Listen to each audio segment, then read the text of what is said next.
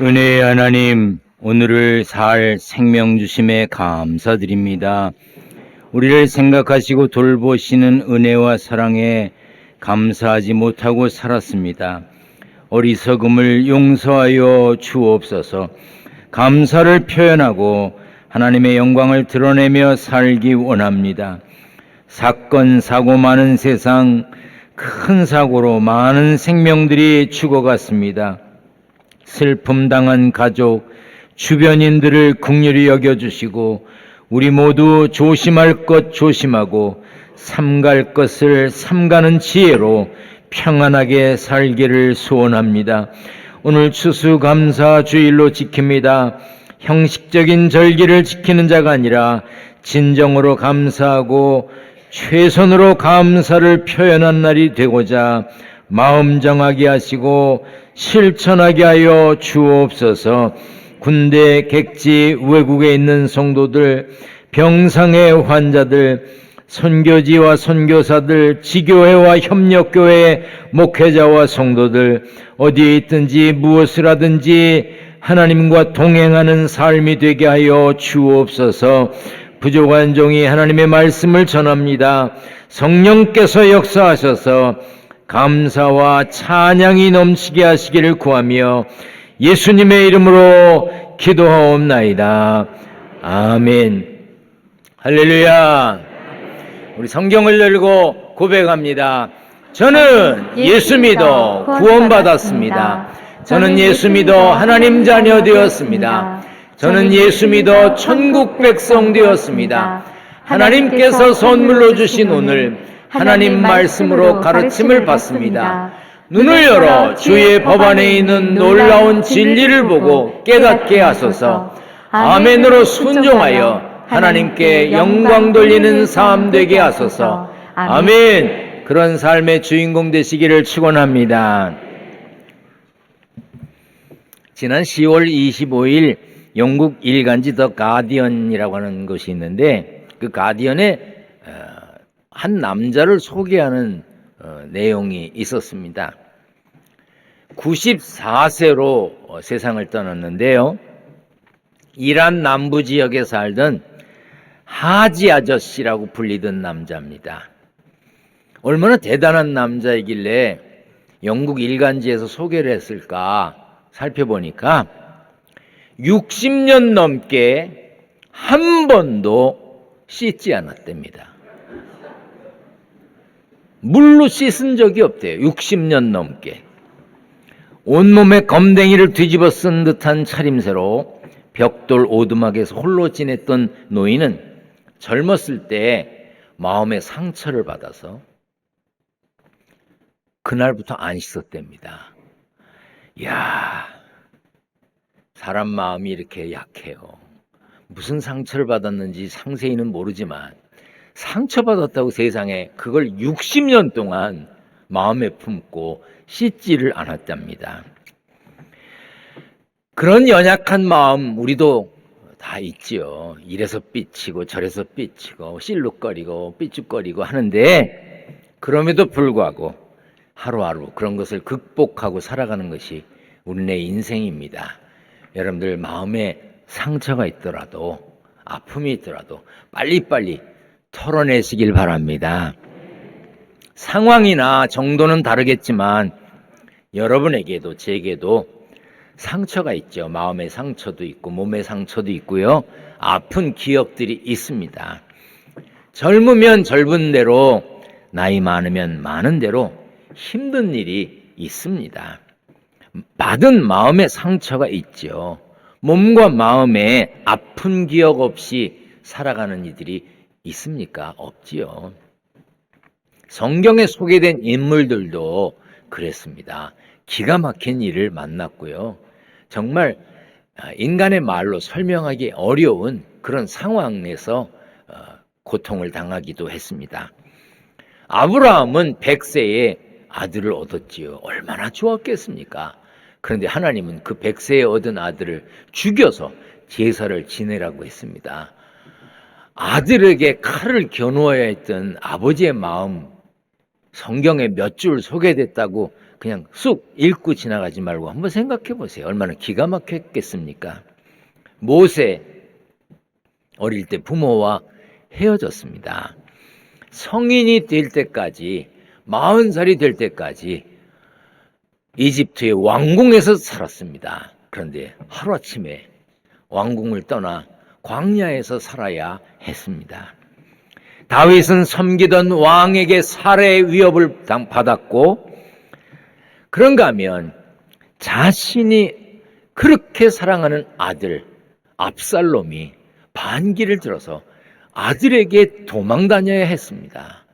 얼마나 마음이 아팠겠습니까? 엘리야는 혼자서 우상을 섬기는 왕과 수하의 무리들을 상대해야 했습니다. 다니엘은 왕에게 총애를 받았지요. 그런데 사자굴에 던져지기도 했습니다. 하나님을 믿느냐 안 믿느냐가 아니었어요. 하나님께 순종한 사람은 순종한 대로, 불순종한 사람은 불순종한 대로, 하나님을 모르는 사람은 모르는 대로, 대부분의 사람은 그 삶이 힘들었습니다. 험한 삶을 살았지요. 그 중에 야곱은 유난히 삶이 고달팠습니다. 아들 요셉이 애굽의 총리가 되었을 때 야곱과 그의 아들들이 가나안의 흉년을 피해서 애굽으로 이주했습니다. 바로 왕은 애굽으로 이주한 야곱과 그의 자녀들에게 거주지를 마련해 주었고 일자리도 챙겨 주었습니다. 총리인 요셉은 아버지 야곱과 바로 왕이 만날 수 있게 했습니다. 그때 바로 왕이 야곱에게 물었습니다. 네 나이가 얼마냐? 사실 우리가 읽고 있는 개역 개정 성경은 좀 번역을 달리해야 될 필요가 있습니다. 다음에 번역돼서 나올 땐 이런 부분이 좀 고쳐지기를 바랍니다. 다르게 번역된 성경에는 그대 나이가 어떻게 되시오? 어른께서는 연세가 어떻게 되시는지요? 사실은 이 번역이 옳은 겁니다. 바로가 야곱을 하대하듯 내 나이가 얼마냐? 그런 표현이 아니라 성경학자들은 고대 문화에서 왕이 나이를 물었다는 것은 자신보다 연장자인 상대를 존경하는 의미가 있다고 합니다. 우리도 연세 많으신 분, 연세는 많으신데 허리 꼿꼿하게 다니시고 말 똑바로 하시고 눈이 아주 그냥 초롱초롱 하시고 그런 어른들을 우리가 뭐라 그러죠? 아이고 건강하시네요. 건강하셔요. 대단하세요. 연세가 어떻게 되세요? 그건 하대하는 말이 아니잖아요. 정말 대단하십니다. 존경합니다. 그런데 연세가 얼마나 되셨어요? 이러고 묻잖아요. 그런 거나 똑같은 거예요. 나이를 묻는 바로 왕에게 야곱이 대답했습니다. 다 같이 읽겠습니다. 시작. 야곱이 바로에게 아뢰되 내 나그네 길의 세월이 130년이니이다. 내 나이가 얼마 못되니 우리 조상의 나그네 길의 연조에 미치지 못하나 험악한 세월을 보내었나이다 하고 130년을 살았는데 나이가 얼마 안 된대요. 여기 저 좀 보세요. 130년도 안 돼가지고 나이 먹은 척 하지 말아요.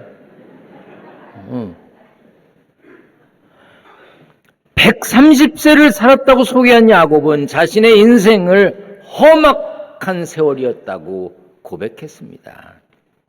야곱의 인생은 험악하다는 표현처럼 굴곡의 연속이었습니다. 야곱은 태어날 때부터 대단했습니다. 경쟁이 심했어요. 쌍둥이였는데요. 성경에 기록되기를 뱃속에서부터 싸웠대. 얼마나 대단했으면 성경에 기록됐겠어요. 뱃속에서부터. 태어날 때 형보다 먼저 태어나고 싶었던 모양입니다. 형이 태어날 때 형의 발목을 잡고 태어났어요. 그래서 야곱의 이름은 발꿈치를 잡았다 이런 뜻이에요. 옛날 어른들은 구름 많이 낀 날 태어난 애는 구름, 태풍 많이 부는 날 태어난 애는 태풍. 응? 이제 네가 딸로는 끝이다, 끝순이. 뭐 주로 그렇게 지으셨잖아요. 그런데 야곱, 발꿈치를 잡은 애, 참 어떻게 이름을 그렇게 지었는지 모르겠어요. 야곱은 아버지의 편애로 힘들었을 겁니다. 아버지 이삭은 형 에서를 더 좋아했습니다. 물론 어머니 리브가는 야곱을 더 아꼈지만 고대 사회에서는 아버지의 사랑이 더 중요했습니다. 젊어서 가정을 떠나야 했습니다. 가출한 야곱, 경제적으로 어려웠겠지요. 심리적으로도 힘든 날을 보내야 했을 것입니다. 형과 원수가 됐습니다. 형 에서 대신 아버지의 축복을 받자 형은 야곱을 죽이려고 했습니다. 그런 형이 두려워서 25년이 넘도록 고향을 찾지 못했습니다. 살아가는 모습이 좀 표현이 어떨지 모르지만 좀 치사했고 꼭 그렇게 했어야 했나 하는 순간들이 있었습니다. 형의 장자권을 빼앗기 위해서 배고픈 형에게 팥죽을 주면서 장자권을 뺏었어요. 약점을 파고들어서 자기의 이득을 챙겼습니다. 외삼촌 라반의 집에서 살 때도 좋은 평판을 받지 못했습니다. 외삼촌은 야곱이 재산을 빼돌린다고 생각했습니다. 결혼도 원만하지 못했습니다. 외삼촌의 집에 가보니까 예쁜 딸이 있는 거예요. 라헬. 마음에 들었습니다. 그래서 라헬과 결혼하고 싶었습니다. 그랬더니 7년 동안 일을 하라는 거예요. 정말 7년 동안 얼마나 힘들었겠습니까? 그런데도 라헬을 얻기 위해서 참고 일했습니다. 드디어 결혼하게 됐습니다. 그런데 성경에 뭐라고 되어 있죠? 아침에 보니 레아더라. 그 당시에 장막을 치고 살았을 텐데 아무리 천막 속이었다 해도 라헬인지 레아인지 구별도 못하고 첫날 밤을 치렀어요. 외삼촌에게 속아서 잘못 장가간 야곱이 항의를 했습니다. 외삼촌이 말합니다. 동생을 먼저 보내는 법은 없다. 그래서 언니를 먼저 줬다. 그리고 7일 뒤에 어떤 이는 7년 뒤에 라헬을 얻은 줄 아는데 성경을 자세히 보면 레아를 아내로 얻은 지 7일 뒤에 라헬도 아내로 얻었습니다. 단 라헬을 얻는 대신 또 7년을 일해야 했습니다. 14년을 수고했습니다. 아내와 자녀들의 갈등이 심했습니다. 레아하고 결혼했죠. 레아의 동생 라헬하고 결혼했어요. 여자가 둘이에요. 아내가 둘이에요. 그러면 되지 않았을까요? 아니. 여기 남자분들 한 명인데도 어렵지 않나요? 그런데 야곱은 레아의 몸종 실바도 아내로 얻고 라헬의 몸종 빌하도 아내로 얻었어요. 네 여자에게서 아이들이 나왔습니다. 편안했을까요? 자녀들은 누가 더 사랑을 받느냐의 문제로 다투었습니다. 우리 큰아들은 아들만 셋 낳았어요. 막내는 이제 2돌도 안 됐어요. 요즘 말하기 시작했는데요. 어휴, 얘네들 셋이 있으면요. 장난이 아니에요. 야, 2돌도 안 된 애가 말하기 시작하면서 형들이 뭐 하면 나도. 야, 똑같이 해달래요. 그러면 애들 때만 싸우나요? 나이 들면요. 돈 때문에 형제들이 싸웁니다. 부모의 돈, 부모의 재산 가지고 싸워요. 야곱은 자녀들에게 속임을 당했어요. 자기도 아버지를 속여서 아버지가 형에게 베풀 축복을 대신 받았잖아요. 자식들에게 자기도 속았습니다. 사랑하는 아들 요셉이 죽었다고 그랬어요. 자식들이 노예로 팔아먹고는 죽었다고 그랬습니다. 그래서 자식이 죽은 줄 알고 살았어요. 그런가 하면 딸 디나가 성폭행을 당했습니다. 야곱의 딸 디나는 히위 족속 하몰의 아들 세겜에게 성폭행을 당했습니다. 그로 인해 전쟁까지 벌일 정도로 야곱의 가정에는 큰 사고였습니다. 그리고 큰 부상을 입었지요.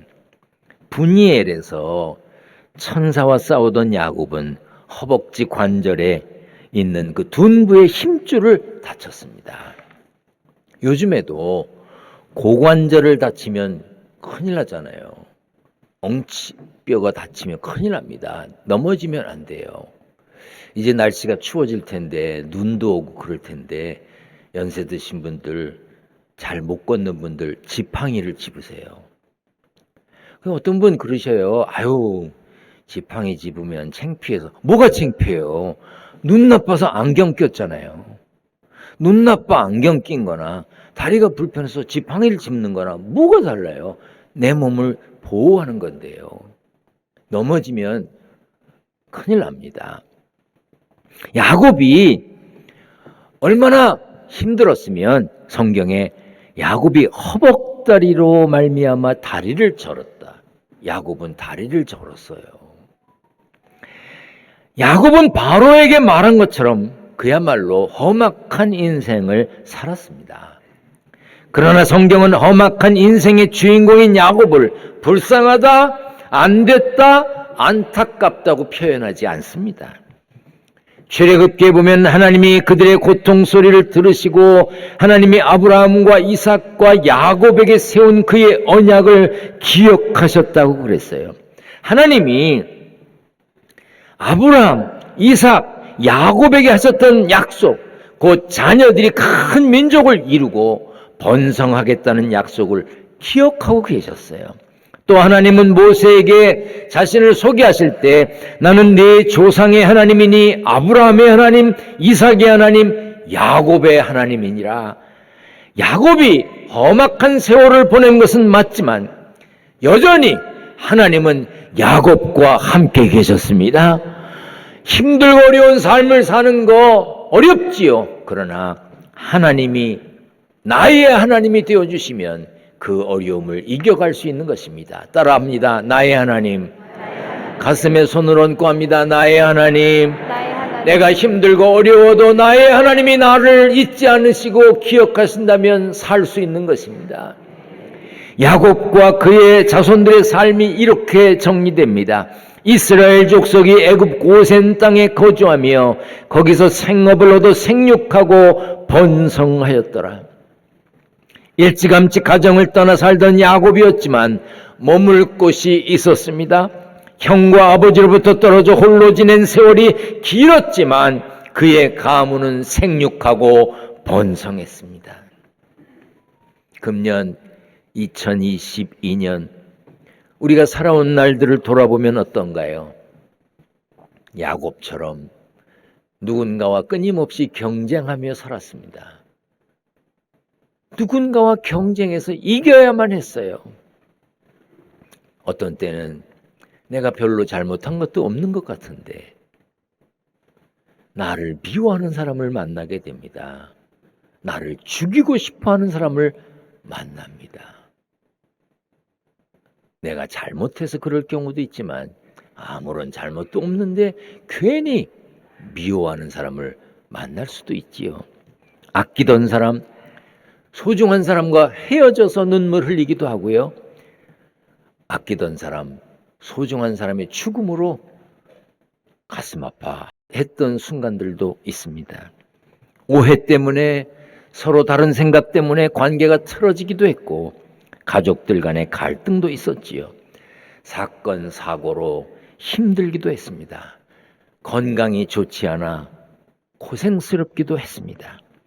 야곱이 험악한 세월을 살며 경험했던 아픔이 사실은 우리들에게도 크고 작고 차이는 있지만 다 있었습니다.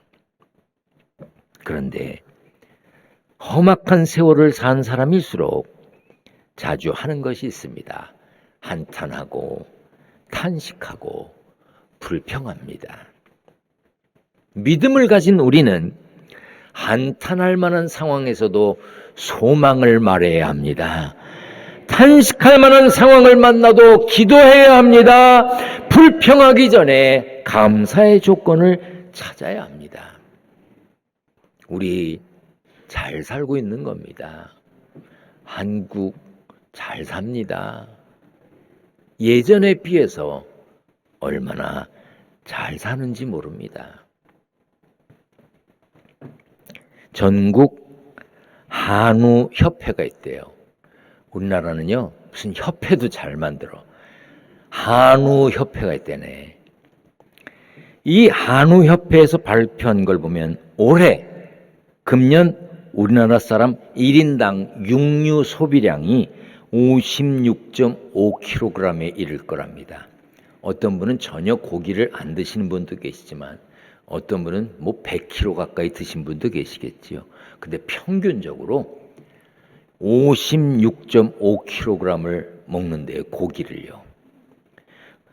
그런데 1인당 쌀은 얼마나 소비하느냐? 54.1kg을 먹는답니다.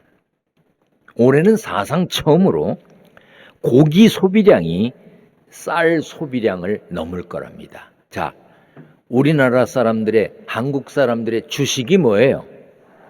아니에요. 고기로 바뀌었어요. 쌀보다 고기를 더 많이 먹고 쌀이 남아서 걱정이래요. 한국 전쟁 당시 또 6.25 전쟁, 그 한국 전쟁, 6.25 전쟁 직후에 고기 먹기 어려웠습니다. 저도 6.25 전쟁 끝나고 얼마 안 있다가 태어나서 어린 시절 잘 못 먹고 컸습니다. 옛날에는 부잣집 그러면 무 썰어 넣고 고기가 목욕하고 간 국물 있잖아요. 고기 들어간 묵국, 그거 최고였어요. 그건 부잣집에서나 먹는 거였어요. 명절에나 먹고요. 쌀밥도 구경하기가 어려웠지요. 그런데 지금 어떻습니까? 쌀보다 고기가 더 흔하고 쌀보다 고기를 더 많이 먹고 있습니다. 이 정도면 감사해야 되지 않나요? 그런데 그렇지 않습니다. 풍요롭긴 한데 만족이 없어요. 풍요롭긴 한데 삶이 힘들기는 지금이 더한 것 같습니다. 감사는 풍요에서 비롯되는 것이 아닙니다. 넉넉해진다고 모두 감사하고 사는 게 아니에요. 탄식과 불평도 빈곤하기 때문에, 부족하기 때문에, 없기 때문에 하는 게 아닙니다. 야곱이 그랬듯이 하나님의 약속을 믿으며 살면 감사할 수 있는 겁니다. 하나님이 나의 하나님이심을 믿고 내 편이심을 믿는다면 힘들고 어려워도 감사할 수 있는 겁니다. 예수 믿고 구원받은 우리는 다윗처럼 고백할 수 있어야 됩니다. 다 같이 읽습니다. 시작. 주는 나의 아버지시요 나의 하나님이시요 나의 구원의 다윗이라. 한 번 더 합니다. 시작. 주는 나의 아버지시요 나의 하나님이시요 나의 구원의 다윗이라. 이렇게 감사를 표현하면서 살아야 되지 않을까요? 그런데 그렇게 말씀하는 분이 계십니다. 저는요, 다른 사람보다 약하거든요. 저는요, 다른 사람보다 가진 게 없거든요. 예, 그럴 수 있을 겁니다. 그런데 약하다고, 부족하다고, 쓸모없는 것이 아닙니다. 도자기를 만들 때 같은 흙으로 그릇을 빚어서 어떤 건 1000도에서 굽고 어떤 거는 1200도에서 굽고 어떤 거는 1500도에서 굽습니다. 낮은 온도에서 구운 도자기는 약하지요. 잘 깨집니다. 높은 온도에서 구운 도자기는 아주 색깔도 아주 특별하고 두들겨 보면 소리도 아주 명랑한 소리가 납니다. 그런데요, 높은 온도에서 구운 도자기에다가 음식을 넣고 끓이면 쫙쫙 갈라진답니다. 낮은 온도에서 구운 도자기는 쉽게 깨지는 것 같지만 거기에 음식을 넣고 끓여도 잘 끓이는 거예요. 여러분들 집에서 쓰이는 그 있죠? 그거는 낮은 온도에서 구운 것이랍니다. 강한 것은 잘 부러집니다. 우리 교회도 보면요, 저는요 뭐 튼튼합니다. 막 근육 자랑하고 뭐 한겨울에 내복 입고 산 적 없습니다. 뭐 맛도 끄떡 없습니다. 그런 분들이 빨리빨리 가셔요. 맨날 약 드시고 뭐 부목사님들 보고서 보면 아무개 또 입원했습니다. 아무개 또 아파서 병원 갔습니다. 뭐 맨날 그냥 골골대는 분 오래 살아.